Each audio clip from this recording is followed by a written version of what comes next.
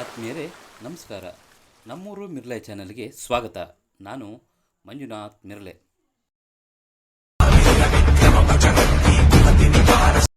ಜೈ ಬಜರಂಗಬಲಿ. ಸ್ನೇಹಿತರೆ, ಹನುಮಂತನಿಗೆ ಜೈ ಬಜರಂಗಬಲಿ ಹಾಗಂತ ಯಾಕೆ ಕರೀತಾರೆ ಎಂಬುದನ್ನು ಹೇಳ್ತೀನಿ.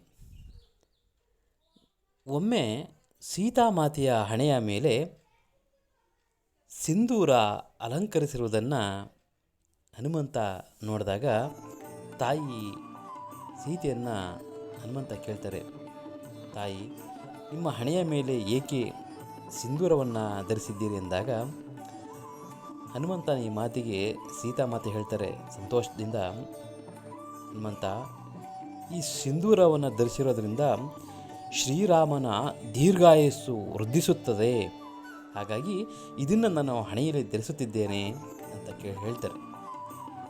ಇದನ್ನು ಕೇಳಿದ ಹನುಮಂತ ಸಂತೋಷದಿಂದ ಸಿಂಧೂರವನ್ನು ತನ್ನ ಇಡೀ ದೇಹ ಪೂರ್ತಿ ಹಚ್ಚಿ ಒಂದು ಸಾರಿ ಶ್ರೀರಾಮನ ಮುಂದೆ ನಿಂತ್ಕೊತಾರೆ.